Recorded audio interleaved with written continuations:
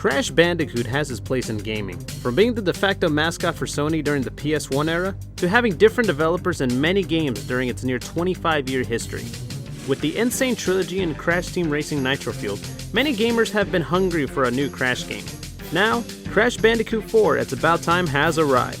But does it hold up to the candles to the PS1 Naughty Dog games, or do we need more time before that happens?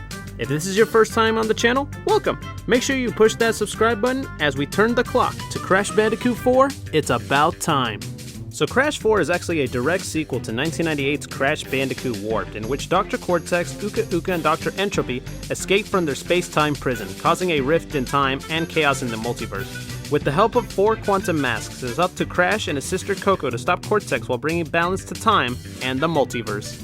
The gameplay is what to expect in a traditional Crash game. You run, jump, and slide all the way to the goal while smashing crates and collecting Wumpa Fruit.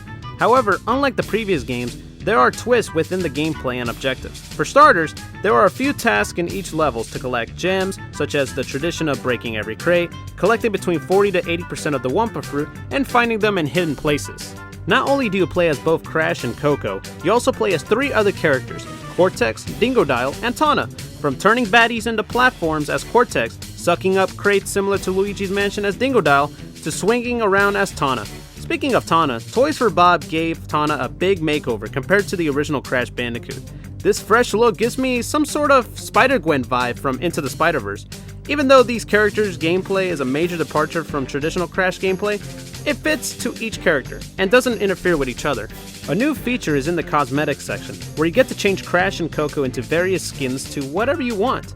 With 20 plus costumes for each Bandicoot, the possibilities are endless. This game also introduced the 4 quantum masks that helps the Bandicoots in their journey, with each having a unique ability. From phasing shifts, slowing down time, reverse gravity, to letting you do an infinite spin and glide, these masks are so fun to use in the game, and seeing them interact with the characters, it's nice that they're featured, and hopefully they will be in future games and give some additional strategy in the levels.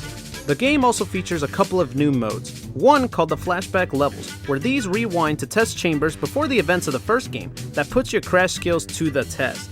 Inverted mode is where playing the levels with a twist such as inverted colors or splashing paint whenever you hit a crate, and it all varies depending on the level.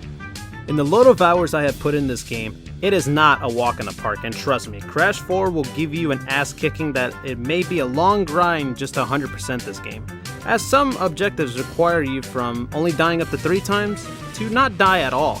This game will definitely kick your ass and test you, so it's best to not try to 100% in one setting, as there are loads of trial and error, and there's no shame in that. Presentation wise, this game looks very nice and clean. The visuals look as bright and nostalgic as it was during the PS1 era.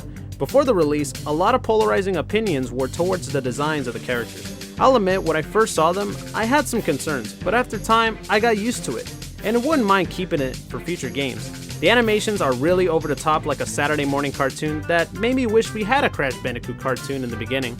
Another big addition is its multiplayer. This is a big deal, as it's not often you see multiplayer in a mainline Crash game besides the likes of Crash Team Racing and Crash Bash. 2 modes are available to play locally, Bandicoot Battle and Pass and Play. Bandicoot Battle has 2 separate modes, one where you race each other, and another is to break as many crates to build up combo points. Pass and Play is where you take turns competing levels up to 4 players at a time. With all this, it seems to be the best Crash Bandicoot game ever, right? Well, not really, as there are loads of flaws that may hinder the experience. For starters, the game can be switching between being in 60 frames to 30 frames per second on native PS4, as sometimes it could be a throw-off, as occasionally it could be from 60 frames per second smoothly to sometimes going at a steady 30. While playing as a Dingodile or Cortex, shooting a projectile can be tough, especially when there isn't some sort of auto-target system.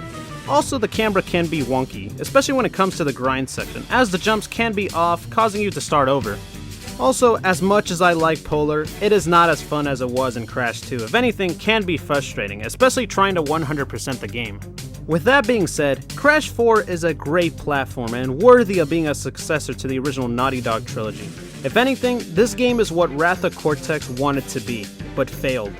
With the fluid animation, solid gameplay, and loads of replayability, it took time, but the Bandicoot belongs with the current times, and hope to be for years to come. Having said that, Crash Bandicoot 4 It's About Time gets an 8 out of 10. Thank you for watching and hope you enjoyed this review. Give this video a thumbs up. If you like, check out my other videos and reviews. Catch you guys on the next one and take care. Peace.